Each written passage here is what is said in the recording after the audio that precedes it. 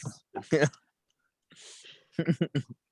welcome to the first episode of the Maniacs. Today we are Museum Maniacs. And I have Yoski here, I have Ian here, and I have Hunter here. I have Gracie here, even though she probably won't participate. So our first episode is museums. And so I want to start off asking you guys, what is a museum to you? I can go first. A museum to me is a place of historical or cultural significance. So like places where you'd see like, the ancient histories and like cultures like arts, stuff like that and prehistoric stuff. Do you think the place itself has to be No, it's significant, or is it it's just like significant around because of the it's artifacts that are there? the artifacts. It's like a place to appreciate and like the world and the history of it and all that.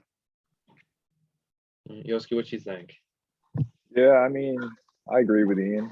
I mean, usually go there, see like artifacts, stuff like that, important like artifacts of history for the most part. Yeah. All right, Hunter, what you got for Yeah. me? What is a museum to you? A museum to me, I think there's just something like really special because when I was in New York City, like a couple of years ago, I went to the Met and you can see artifacts like in the flesh that are like thousands of years old, like ancient Persian helmets. And, just being able to see that stuff and like read about it like in person it's definitely a different, like more special experience than just like reading about something in a book, actually seeing the artifacts for themselves and, how long they've survived. Yeah. So do you guys think museums necessarily have to have artifacts, or do you think like science museums, where most of it is like interactive things or like demonstrations of things? How do you think I that think that affects them being museums? I think that the interactive stuff is what keeps people going back, in my opinion, Mhm. because it just keeps you more engaged instead of just like looking at artifacts, you get like that hand-on like experience with like science museums, stuff like that. Mhm. Yeah, I agree with that because we have the most here in Syracuse, obviously, and That's exactly what I was about to bring up. it's Yeah. not just about like historical artifacts, like just going and seeing like the planetarium and at the most, and like just all the interesting like earth science stuff they have and like physics demonstrations. It's really it's really a rewarding experience to go there. Right, I was about to bring that up the most because one of the big things the most has is their the playground in there. You know what I'm talking about? The big Yeah. playground. They have like there's a whole room in the middle of it that's solely dedicated to like being basically a big ball pit. They even have like cannons up top that you can shoot the balls out of and stuff. And so it's, when we think of museums, a lot of people think of artifacts, but it's interesting to see like how many of these museums really are based around like doing things rather than just seeing things.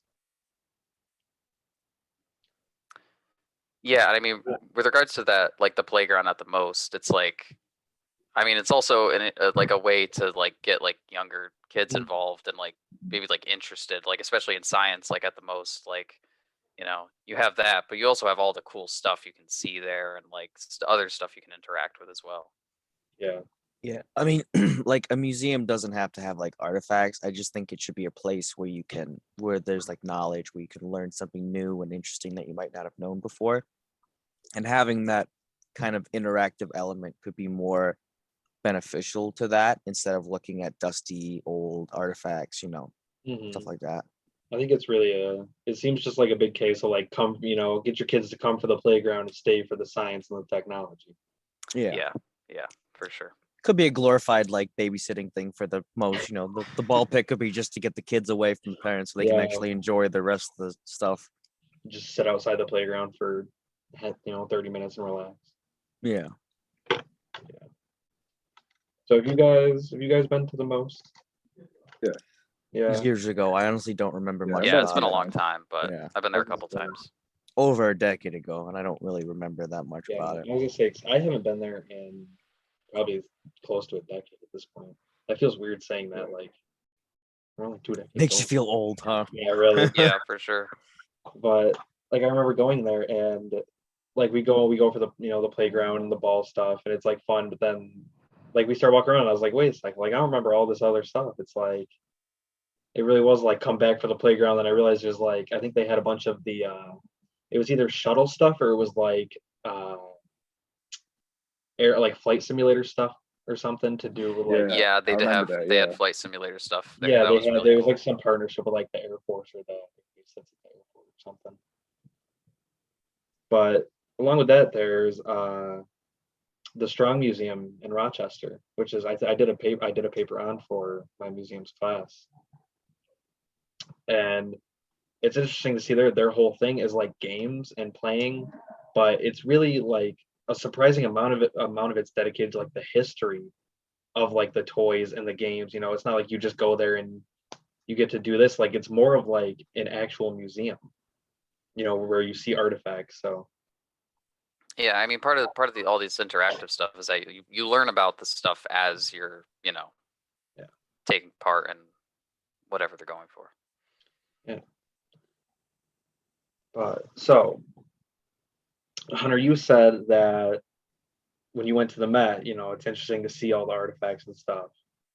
So a lot of the stuff today, I know you'll probably know about this, is where the artifacts came from and how they got them. Yes. Yes. So what is there anything specifically at the Met? 'Cause I haven't been to the Met. That are there any things you can think of that might be touchy now, or that might need to be looked at like that? I don't know about the Met specifically, but I mean, they did have,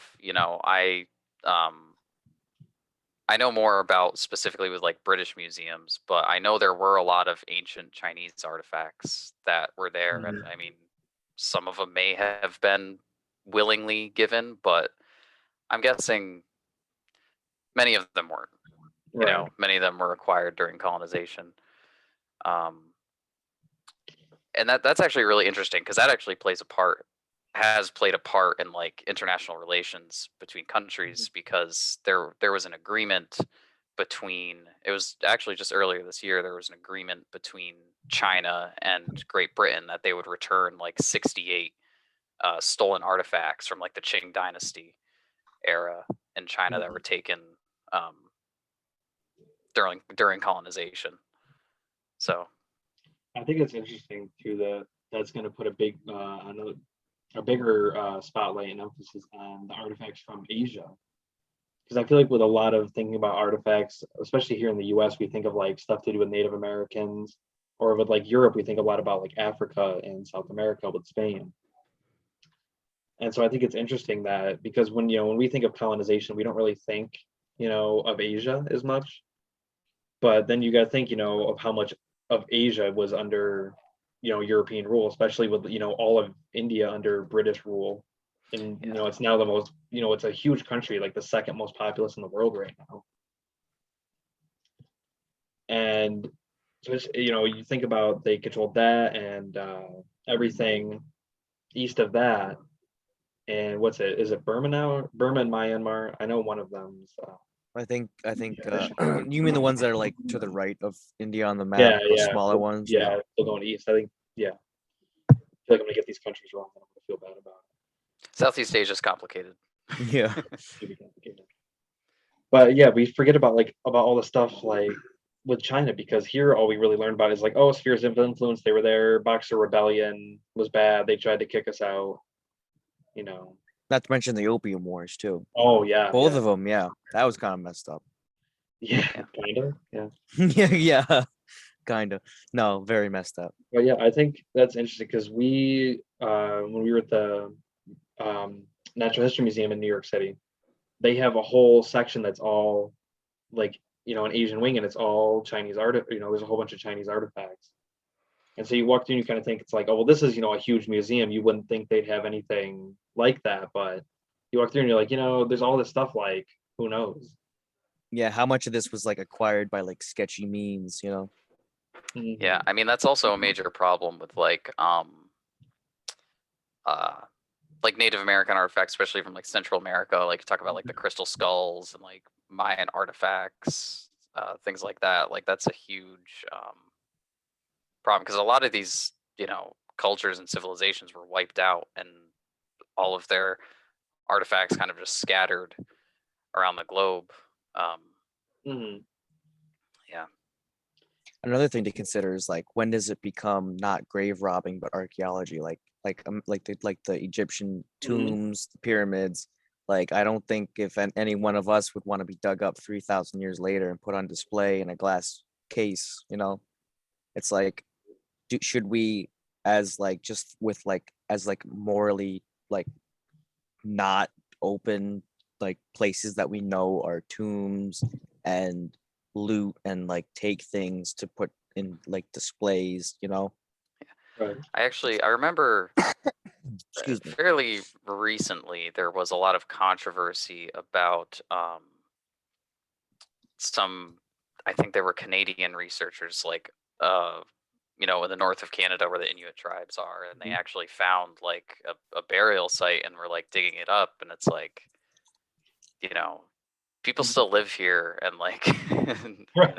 treasure these places, and just digging up like frozen bodies from hundreds of years earlier. Mhm. um you know Right. And I think it's a bigger. Ian, you made I like the point you made. When does grave robbing become archaeology? Yeah, can you hear me okay? Yeah. Yeah. Okay. I sometimes I actually mute my headset and I didn't know if I unmuted it. Sorry. But it's like I say, like even when they found like King Tut's tomb in like the 1920s, like I don't know if that was in junction with like the Egyptian government or not. But even if it is, like, this is the Egyptian government of 3,000 years later. Yeah. And it's who's to say, like, obviously now, like, we have like professional people, and archaeologists, like, they're digging these tombs up like to preserve them, but at the same time,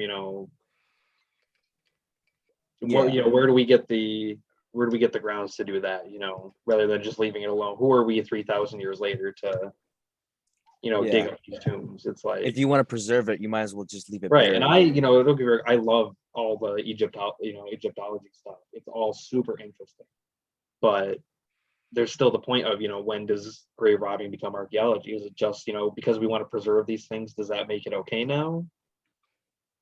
But yeah, and especially in the context of colonialism, mhm. there's definitely a difference between like excavating these things to learn about them, and learn about these ancient cultures, versus a lot of what colonialism was, which was explicit, you know Mm. essentially robbery. They were looting these tombs for gold. um I mean, that was the case with China too, Mm. and I Yeah, because imagine other places Yeah, I as was gonna well. say, you might know more about archaeology in China than we do, because we don't get a lot of, like, we hear about, like, oh, digging up Egyptian tombs, but we never hear about like ancient China, archaeology or whatever they were doing in ancient China when they were colonized. Yeah, I mean, there are actually a lot of interesting examples. Like, there are tombs that were, originally found by Europeans, and the Europeans never told the Chinese that they found them or anything, and then they were rediscovered later by the Chinese, and they realized they had been looted. And Mhm. like I was talking about earlier, it's you know impacted relations between countries before, like Right, the ownership of the artifacts. right. No, I think that's becoming. I'm glad that's becoming more like a prominent thing. The like examining where these artifacts came from, because like even in mainstream culture, like in Black Panther, you remember? I mean, that was back when we were at OCC, like 2018. That was a few years ago now. That one of the opening scenes where we see Michael B. Jordan as Killmonger, is he's there and he's like talking about the artifacts to the woman, and she's like, "Oh, they're not for sale." And he's like, "Oh, I'm not buying it. I'm getting this like the same way that you got it from my ancestors. I'm taking it." And it turns out like they're all vibranium, which obviously it's a fictional example, but Yeah, I mean, the real life connection remains there. Of there's all these yeah, artifacts in the museums, and he's completely right that they're stolen. yeah. I think it's definitely a good thing that more scrutiny is you know Hmm. coming to this issue, because I mean, it is it's a sticking point for a lot of people. Mhm. Because I mean, Europe has the best museums in the world, and that's for a reason. Right. And I think it'll be interesting to see, like, to the extent of which, like, of what these countries are going to want the artifacts back, or like what they'll allow them to keep, or like allow them to keep on loan, because we could see like the future of a lot of these museums is suddenly way up in the air, because all their most treasured artifacts are suddenly these countries are in a position where they could be like, hey, give us, like, you came in here and you stole that, give it back to us, like we want our cultural artifacts back. Yeah. And so I'm kind of interested to see what impact this has on the museums. Not that it would be good to see the museums go, but just to see what effect this has, at what how far it goes, to see like what artifacts they're able to hold on to. Yeah, and I mean, in a lot of cases, these artifacts are loaned out willingly, like afterwards, but there is a recognition of ownership to the original country where these Right. artifacts came And from. it seems like, I know, like, especially the British really have been putting up a fight to keep a lot of the artifacts. And it's weird to me, because I feel like, if I feel like, maybe it's just, I don't know, maybe hindsight's 2020, but I feel like if I was running a museum and these countries are now in the position to ask for the artifacts back, and you were putting up a fight like this, it makes them way less reluctant to let you keep any other artifacts that you have, and B, like, willing to loan them back. Like, if you're going to put up a fight to not let them have their artifacts that are rightfully theirs back, why should they let you keep any of the, why shouldn't they just take them all, and why would they loan them back to you when they it was such a fight to get them in the first place? Who's to say they're Yeah. not going to try and keep them the second time around again? Yeah, and I Yeah. mean, the example of China is interesting, just because like China is one of the few countries who has like the political power to Right. essentially muscle the British government into returning these things, and Mhm. most countries don't really have that capability. So Yeah, so, and we're talking about controversy with all this, and controversy was a huge thing with museums. Like, the one big example we looked at in the museums class was the Enola Gay, which they wanted to, I think it was the Smithsonian in DC, wanted to put up an exhibit about the Enola Gay, about the atomic bombing, and there was a big controversy around it being too sympathetic to the Japanese. really, What do you mean? What do you mean by too sympathetic? As in, like, let me make sure I'm getting this right before I put information out there. Yeah, this is, if anything, this is the one thing I should have.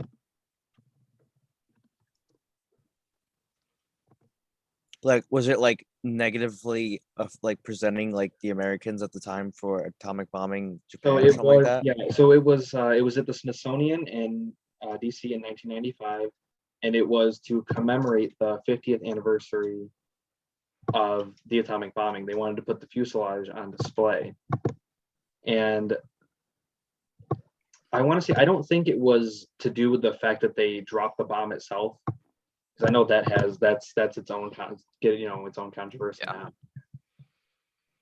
But I'm thinking that, anyway, while I'm looking at this, and to do with controversy, I was talking earlier about the Museum of Natural History, and outside of that museum, there's a huge statue. I don't know if any of you guys have seen it, I haven't been there. Never been. but basically what it is it's a big, I think, bronze statue of Teddy Roosevelt on a horse, and there's Native Americans that are kind of like looking up at him from the side of the horse, and they've acknowledged that there's I don't think is it just the one sign inside. Yeah, it's just, I think there's one sign inside. It's called, like, about the statue, and it tells, like, why.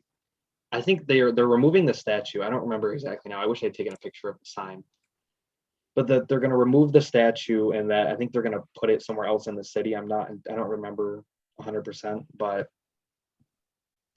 it's only one sign, so maybe there needs to be more on it. But it was nice to see that, like, that's something they're acknowledging. Because as soon as we saw it, we were like, we kind of recognized like that's a little iffy. Mhm. Yeah. Because the main part of it is the Native Americans are kind of looking up at him, Like he's almost like a deity or something right? like that. Yeah, right. yeah. Like yeah. And I mean, so, yeah, that goes back. I mean, just the Columbus statue in Syracuse. I mean, you know, for a lot of people, it's kind of just an innocuous thing that's there. But when you really look at it, it's like Christopher Mhm. Columbus standing on top of a bunch of, you know, like heads of Native Americans, and you know, Okay, so yeah, and I found this. So what it was is it was veterans groups, and I think it was the executive director of the Air Force Association. Yeah, basically said that the exhibit wasn't accurate and that it treated Japan and the U.S. as if their participation was morally equivalent, and if anything, gave the benefit of the opinion to Japan, who was the aggressor. And so basically, the controversy wasn't on the bomb itself. It was on the fact that they weren't being harsh enough on Japan in the exhibit. I mean, does it need to be harsh on Japan? I mean, I think we can all agree that the atomic bombing of Japan was definitely I feel wrong. like if you're displaying the Enola Gay, you can't really divorce that from the atomic bomb. Obviously, it's kind of, you know, one and the same. Right. And this for the class was a great example to show like how careful you need to be with things, especially something like the Enola Gay, which is at the center of of an act that in itself is horrible. But yeah, I mean horrible, and whether you think it's justified or not, it's is one of the most impactful acts, if not the of the last 100 years in history. Controversial to say the least. I mean, yeah. Right. So, I forgot where I was going with it now, but yeah, it was interesting to go to show how easy it is to have controversy. And I think it's so interesting that like I understand they don't want the exhibit to like praise Japan or like Imperial Japan, but I just thought it was so interesting that they're like, oh, they're not harsh enough on them on this, like they seem kind of indifferent or approve of the Japanese, which is just interesting. Like not only the fact that it was 50 years later, but yeah, I mean I don't think, I don't know, I want to think like it wouldn't be as big of a controversy today, but I'm not sure if that's true. And that's one, because I think the atomic bombings themselves are more scrutinized now than they were then. But I think also the lack of veterans from the war, I think would do, that, because really that was the main part of the controversy, was like veterans and the Air Force Association. And so I think I want to say it'd be less controversial, but when I think about it, I'm not sure that the lack of the number of veterans they had, that's almost 30 years ago now, like 26 years ago now. Yeah. And would it offset the the scrutiny that the bombers had? Yeah, I mean, the further we get away from historical events like this, in a lot of ways, the less controversial some of these things are, just because the people who were there to witness it and be alive during that time, pass away. I think it's a lot easier. Like I said earlier, hindsight's 2020. I think it's a lot easier to go back and see the acts as we are, not having experienced them, than it is for them to have all that emotion attached to it. Because people who were alive and remember the war, they all probably have a ton of emotion, because there was fear that we were going to be attacked and invaded. There were fear that people they knew that were in the war weren't going to come home. So I think it really is. Yeah, I lost my train of thought. Be like that. Yeah, but like our generation doesn't have that same I think passionate I think it's a lot feeling as easier somebody to look like back, that. not having experienced it, and not having all that emotion attached to it. To be way more, if not impartial, than anything. Yeah. With regard to the controversy angle, are you familiar with the move bombing in Philadelphia? I think so. Was that the one on the like the black neighborhood? Was Yes. it to do with the Black Panther leader? No, they were not the move. It was a different it was a black anarchist group in Philadelphia, and the Philadelphia police dropped a bomb on Yeah. their I think you compound. talked to me about it before. Yeah. Jeez. And it actually came to light recently, or this has been known for a while, but it kind of just got recently stirred up that in a I think university museum in Philly, they have the remains of some of the people who were killed in the bombing. Really?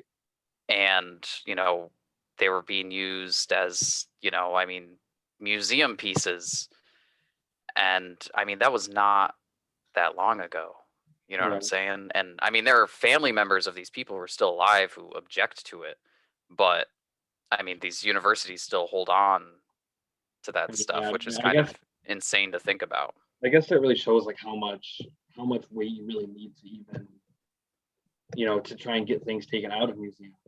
Because if even this family in America can't stop at like an American university, let alone then God forbid another country trying to get another country, like you said, it's taking Yeah. China, who's literally like the world's #2 superpower, to force the country to give things back.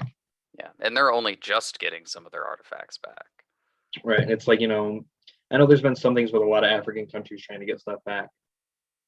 Yep. And it's like if it really shows like if Great Britain doesn't want to give them back, they're just not going to. And it's crazy to think about that with all this they can just kind of be like, no, we're going to keep it to keep looking at it, to keep in our museum. And a lot of times they'll be like, oh, well, it raises awareness of the culture. And it's like, yeah, but you don't have to just, hold on to an artifact. Couldn't you even especially if, replicate the especially if artifact? they're asking, especially if they want it back as part of their heritage. Yeah, because I mean, a lot of artifacts and museum pieces are like sent around the world to various museums all the Mhm. time. Like I Yeah. don't really think it's right for them to be holding on to this stuff. Right. Showcasing it to, making money off of showcasing it to, Europeans. dozen different, European and American museums. The people who came from want it back, and they just, it's just like tough. You're not getting it. But yeah, I think we'll see a lot more of that change, especially with China muscling to get theirs back. I think it'll hopefully open a door for other countries to get their artifacts back. But we'll have to see if I feel like especially in Europe they're looking at like are our museums going to be able to stay open when we take all the artifacts out?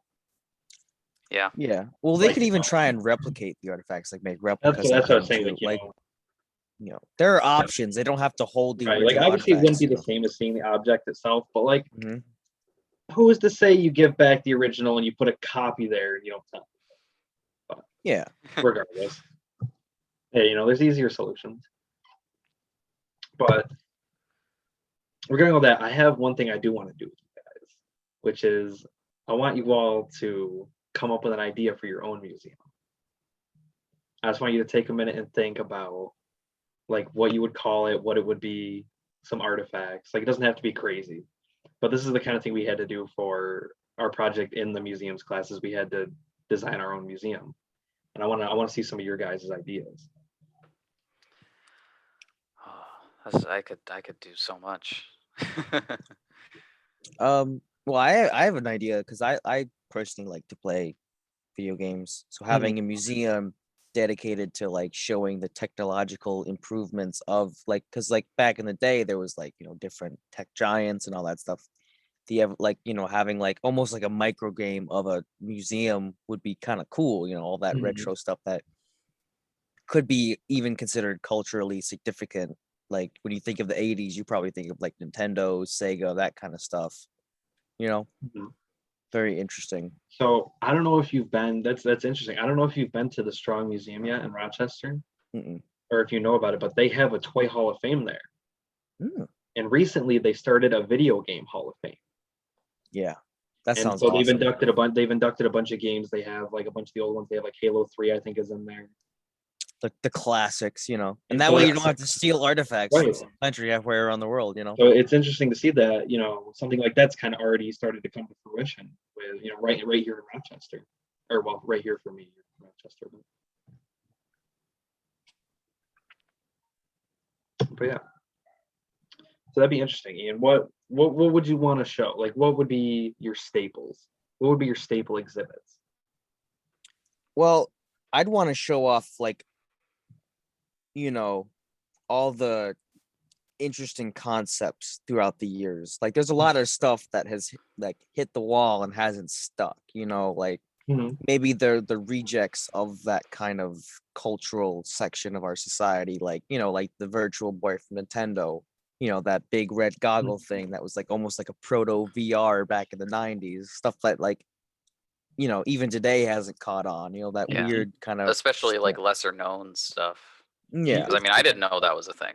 Yeah, Yeah, everyone that's knows pretty of like the interesting. Dreamcast and stuff like that, Yeah. but like not a lot of people know about like, you know, and there's like most of that stuff's probably going to be garbage. Like the Philips CDI is one of the worst consoles probably ever made. I don't know if any of you know that either, but that's where all those like crappy like Nintendo games came from, you know, those horrible you know what I mean? Like just the weird stuff that you don't really see. Like I like that weird like stuff that you don't really know that like, you know, that you don't get to see a lot of, you know, like everyone knows like the mainstream stuff. It's cool to kind of like broaden and look and learn and like, you know what I mean? Maybe you'll know about this. There was, I think it was right before Sony made the first PlayStation. One of Nintendo's consoles was supposed to partner with Sony and get Yeah. The Nintendo a- PlayStation. They were gonna do the that what it Nintendo was. Yeah, it was PlayStation. supposed Yep. to get it was supposed to get a disc or a CD A drive. disc like extension, like kind of what Yeah. Sega was And doing they with like the yeah. when they do, they like decided to turn it down, and then PlayStation. And then was they like, went "Oh, with let's make Philips our and own." it went horrible. Oh, They went with Philips. I thought that was right before the Nintendo. I thought that was why Sony made the PlayStation. Sony made the PlayStation because Nintendo decided to stab them in the back and went with Philips, and then that's how Philips also got. Okay. That's how Philips got access to Nintendo's licenses. And that led to So yeah, it's just like stuff like that. Super interesting. Like Yeah. that one decision, you know, really screwed over Philips and Nintendo in Yeah, big time. in Created one of their the- biggest in competitors. the, you know, in the disc industry, you know, Yeah. industry. But and then Sony was able to come in and literally be, you know, bar Microsoft, the biggest things, you Yeah. know, To this biggest day, thing yeah. in video games. And like it even seems like Nintendo is still obviously one of the biggest names in video games, but it almost seems like they never recovered from that. They have You their know? own little kind of section of gaming where they, you know what I Right. mean? Like they were yeah. they were their own thing for so long. And now they really are just kind of ever since like the Wii, they've just gone basically handheld. Yep. So it's interesting. Like even just like I don't yeah. And even like the prototypes, there are prototypes of the Nintendo PlayStation. I'm like, if a museum could get their hands on, would be an absolutely Doesn't it just have amazing exhibit. big box thing set on top of it for the disc drive. It was ugly, but it was a prototype. It was so designed. ugly. Yeah, it was designed as like a I'm gonna, technical prototype, not a visual prototype. You know what I mean? It was supposed to get the like idea of what it could do across. But yeah, I'm sure you could find one of those. Like I'm gonna. they're probably worth a lot of money now because it's I'll like share a my like screen. something like that. A picture of it for John. They know what it looks like. Is this it? Trying to see now. It's just kind of like ugly. You're trying to find the Nintendo PlayStation. I'm sure. Yeah, I'm trying to find a good picture of it. It looked horrible. It was like some ugly, like cream kind of color. It wasn't even like white. Yes, absolutely. Yeah. Yes, that's what I'm seeing. Well, that could also be just because it's dated and old, Yeah. too. You know?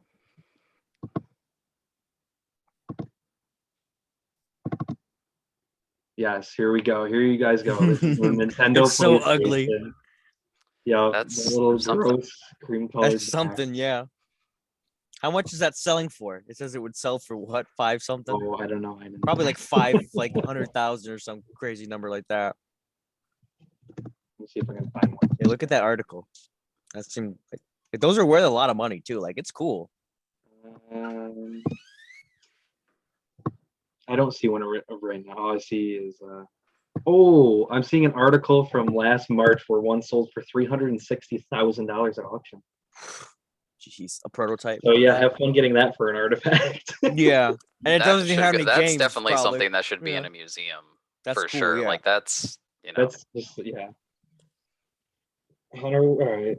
Hunter, you have anything for your museum? What would you want to do? oh my god, man. I mean I would, I think something like something dedicated to like labor movements Because and I know the I know we were talking before I did the museum exhibit that I did on, or the museum project that I did on the communism museum. And I said I'd have your first edition Chairman Mao as one of the artifacts. I think that was like one of the only like, yes. super specific artifacts. Put his pins on there too. Yes. Yeah. There's such a rich history of labor movements in this country, and I feel like a lot of it gets like overlooked when we, I mean, like in high school when you have kind of just like a general overview of history, it's not really something that's like discussed very much. Just all the old literature they had and all the old just everything that went on surrounding labor movements in this country, even going back before the Industrial Revolution. It's really interesting stuff. Yeah. So what would you want to have for some artifacts? Um, Are there any specific stories you would want to tell with the museum?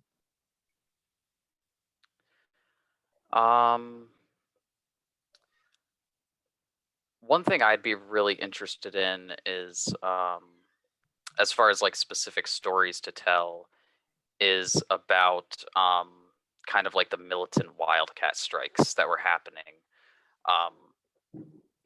Like Great Depression era. Mhm. Labor movements that were going on, just because they had like such a huge profound impact on our country, and kind of like so much of the labor movement like heavily influenced, or at least brought into being like the New Deal that came after that, fighting for all these social services and workers' rights and things like that. I think that'd be a really interesting story to tell, just because I feel like it's a lot of it is overlooked. Yeah, I definitely think that would be super interesting to hear. Because a lot of like I'm doing something on FDR for governor right now, as what he did as governor of New York right now. And it's really interesting to see how many of his like New Deal programs and things he did as president started off as initiatives in New York. Like even his the emergency relief department that he started as president, he started something similar while he was governor. Temporary emergency relief management or something to that effect. Yeah. And that along with all like it's just so interesting how much I'm so like drawn into this. I have to do that after this. But I definitely think that would be interesting. Are there any specific artifacts you want to have? This is kind of very specific, but just anything related to old, maybe like some old writings that like Dubois had about this country, Mhm. or who was that? Oh, I can't believe I'm blanking on his name. That socialist who ran for president in like the early 1900s, Eugene V. Debs. Yes. It's things to do with him, like maybe some of his like old. I mean, there's I mean, he was the head of the AFL-CIO for a long time, so there'd definitely be a ton of interesting stuff you could do about him. But yeah, there was one other thing I was going to say about it, and I'm drawing a blank too now. But yeah, anyway, so Yoski, what have you got for us? What kind of museum are you? So I gave it some thought. I'm thinking like I don't know how to word this. Like a museum for like the greatest, like most iconic sports moments. That would be really interesting. Yeah, because like my idea is like you could have like for example, Kobe's final game when he dropped 60. You could have like for each like moments in that museum, you could have like a screen over like the artifact, or like for the Kobe game, you could like have that jersey from that game that he wore, have like the screen playing like that moment that jersey's from, and then just like, have all those for like multiple sports, not just basketball. So, Yeah. I mean, I'm not sure if it's open yet, but I haven't looked into it lately. But when I was in New York City, they were in the process of making a museum of hip hop in Harlem, Really? That'd be cool. and That'd be that awesome. Yeah. is something I would be really interested to see. Just the history of the genre and Yeah. Yeah. all the amazing stuff they could have there. Especially being in Harlem.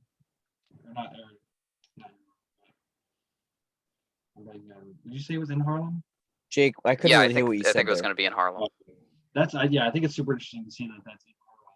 Because really you can trace the origin of hip hop all the way back through to the early 1900s in Harlem.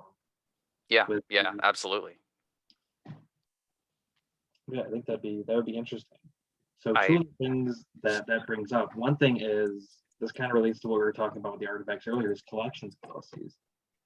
And that was one thing we had to touch on for our museum, because obviously you can't go in and steal artifacts anymore. And so it's interesting to see how museums are going to have to, or are getting their artifacts, because like a lot of what they get comes from private donations where people are just like, I don't need this anymore, I don't want it anymore, it belongs in a museum. There you go.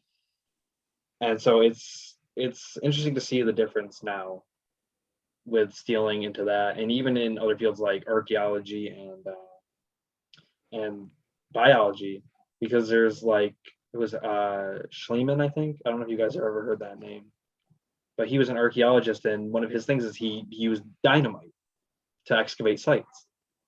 Oh my That goodness. sounds like a So- horrible idea. Right. So obviously you can gather the problems with blasting your way to fragile historical Yeah. things buried in the ground. Along with like even Jacques Cousteau used to use C4. They just blow it up, and then when the fish float up, he's like, all right, well, we got this kind of fish here, this kind of is there anything specific you guys would do, or you think you would have to do for your museums, for your collection policy? Well, we wouldn't be using C4, that's for sure. But like even just like there's like that idea I had is like there are like prototypes and stuff that you could easily get without getting like by sketchy means. Like you could buy them, people could donate them. You don't have to go halfway around the world for them. You know what I mean?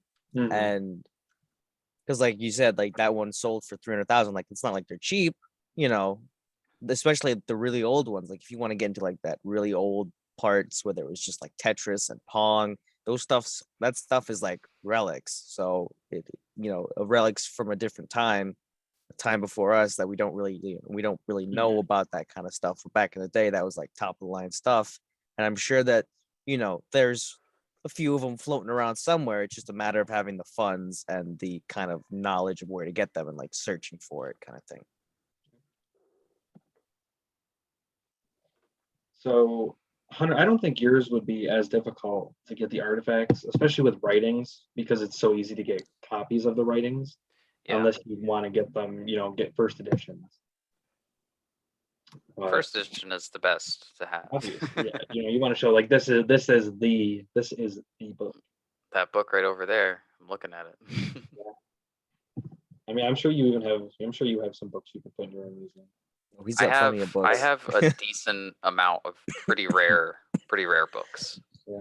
Very proud of. You have your little red book on hand. Of course, it's right here. Oh, This is a first edition. that's quotations literally from Chairman Mao. most interesting thing anyone I know. It is a first edition, 1966. That was when the first like mass copies of that were created. Isn't there a bunch of typos in that? No, I had a different copy that was actually later. That was just a really horrible print. But this one is there's no typos or. Oh, it was the other one that had Stuff the like that, typos, yeah. right? Okay, The other one that was newer had more typos for some reason. that's kind of wild. Yeah. And that's how it goes for like things that you can't like produce anymore, because like any museum could like get like a copy of like the little red book, but then there's like your copy that is like historically significant and like from the Yeah.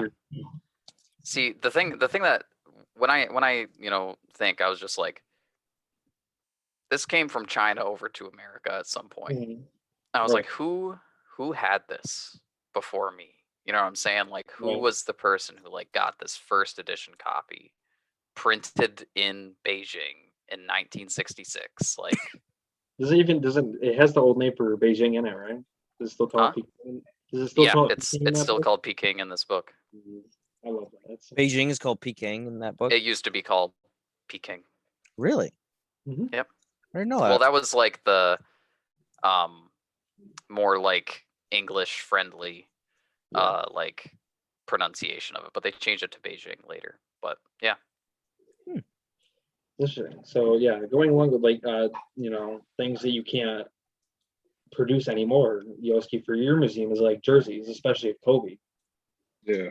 And so it'd be interesting for that because a lot of like players will like loan their own things out. Like they don't really care about like their own artifacts as much, Like Kobe had thousands of Kobe jerseys.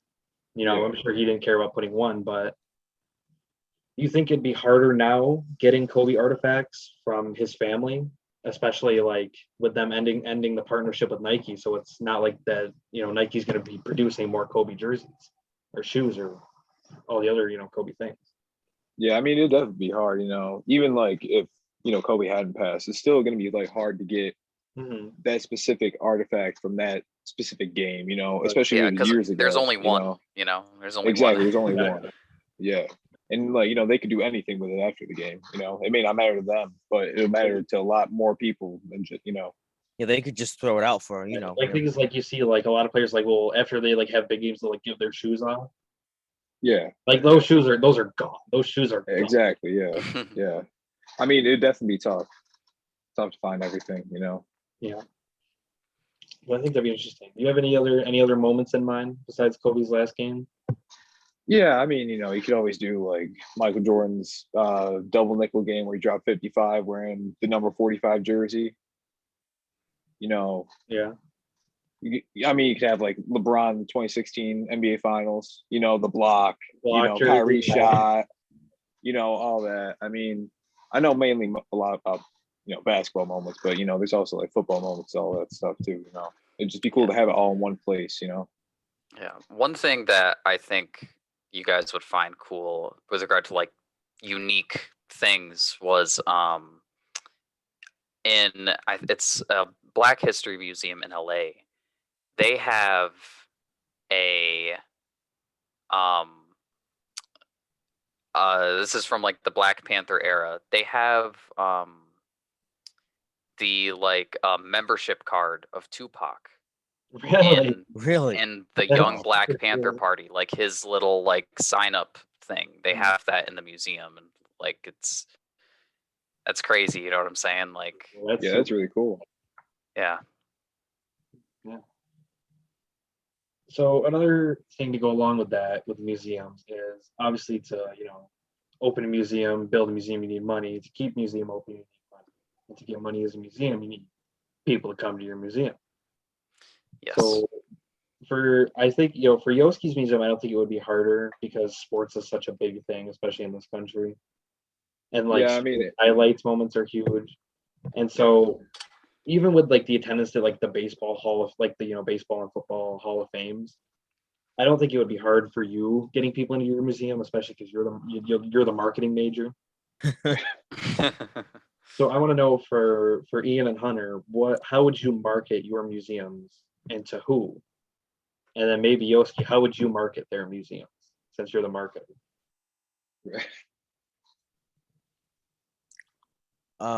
So for mine, it is kind of like a small group. It's not, not everyone is going to be interested in that kind of like, it's like a weird kind of small group kind of that whole kind of overall pop culture kind of thing. Someone's car alarm just started going off. What's up? Someone's car alarm just went crazy in the parking lot. Sorry to interrupt. No, you're fine. Like to market it, I definitely like would try and like reach that kind of group by like emphasizing the kind of weird aspect of it, because I know there are probably people out there like me who would find that very interesting. And maybe even have like demos of those old things if they're in working condition, and even maybe allow people to like actually try them, like play Pong on the original old Pong machines that are just a big brick controller, things like that. I feel like that could get people in, especially people who are passionate about that kind of thing, but I'm not really sure how I would market it to like majority of people. And so I do have an idea for yours, Ian. Is if you, oh my God, I'm sorry. Now that there are 3 car alarms going off now. Really. Yeah, serial car break-ins, I guess. But it'd be interesting, just both to help with marketing, Ian. When you get to more modern stuff, you could include stuff with esports. Yeah, Yeah, you got tournaments. And then, Stuff like that obviously there, social yeah. media pages are huge. And it would be, if you reach out to like, hey, I'm doing a video game history museum and I want to include part of your organization. I think it'd be so easy to get like some kind of esports funding, merchandise, like support Yeah. from from them themselves, shout outs on social media. Yeah. Like they're desperate to get their merchandise out there. And I think it'd be easier than easy to get it especially for a museum. Something where people specifically are coming for video games. Yeah, because esports are only getting bigger and bigger. Like there are competitions for like millions of dollars on the line. Right. Yeah, I had a pretty good idea for mine, like especially in regard to like the whole labor movement thing, and like I'd say like leftist kind of ideology is more prominent in America, or is gaining prominence. I think a good way to market it and to bring more people, like you said, like through merchandise and through stuff like that, is to politicize it. You think purposely politicizing it will help or hurt? Not necessarily in like politicizing it in an antagonistic way, Right. but it just in a way of like celebrating these labor movements that happened in the past that were so like formative to our country. I think that could be a really good way to generate interest and support for it, especially because it's like leftist views of that kind of stuff is not necessarily the predominant view, but people who hold those views are often willing to support um things like that. So I think that would be And an honestly, interesting I think with like the rise in like social movements, especially most of them being left wing, I don't think honestly it'll be super long before we start seeing more labor movements, especially with what's going on with like Amazon and stuff, with all the focus on that, with like worker conditions. I honestly wouldn't be surprised to see like worker rights, or what you would call it, become more mainstream. And who knows, maybe if you were to build that museum, it would be a part of that. It would inspire more of that. Yeah, I mean, learning about the history of that stuff is really important to Especially like here in Rochester, like there's been a ton of protesting, not only just like purely like Black Lives Matter protests, but like police brutality. Like there's been multiple like police involved shootings here over the last probably less than a year. So like they're I think both. I don't want to say the wrong names. One second.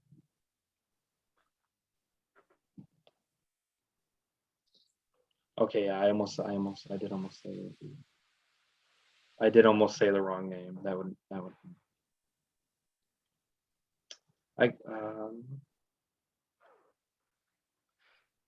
I should know the name. I feel bad. Are you talking about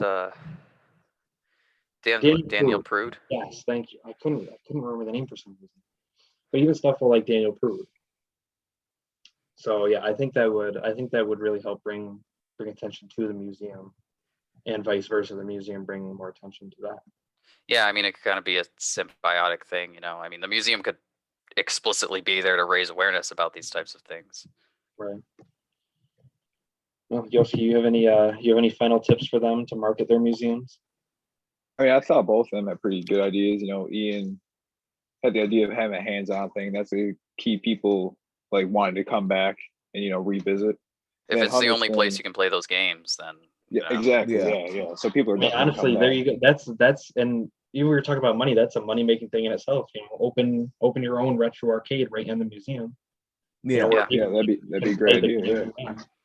Donate to the museum to I, play. mean, I kind of imagine thing, there's yeah. probably a lot of adults out there even that like miss like that feeling of going to the That is arcade. actually a really good idea. That'd be a lot cooler than just looking at an old Pac-Man. Yeah, you get to Yeah, go in. yeah. I mean, Pay on that'd be a great way to draw. Not even like young people who like video games now, but like adults who grew up with Yeah. it.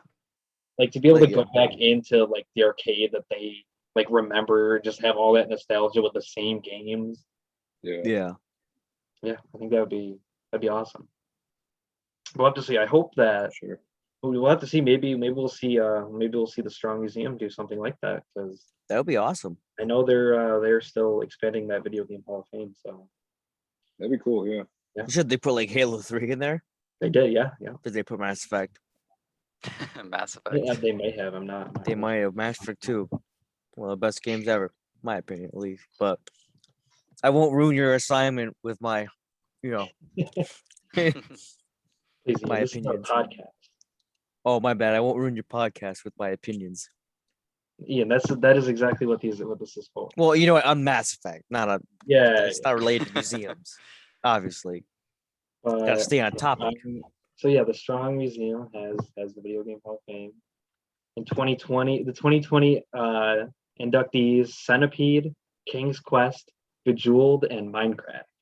Well, Minecraft obviously is like iconic. Even Yeah, they have actually. This those, is. I guess I'm wrong. It's not new. They have inductees sent from back in 2015. They started. oh, There's World of Warcraft, Tetris, Mario, Pong, Pac-Man, and Doom. Doom.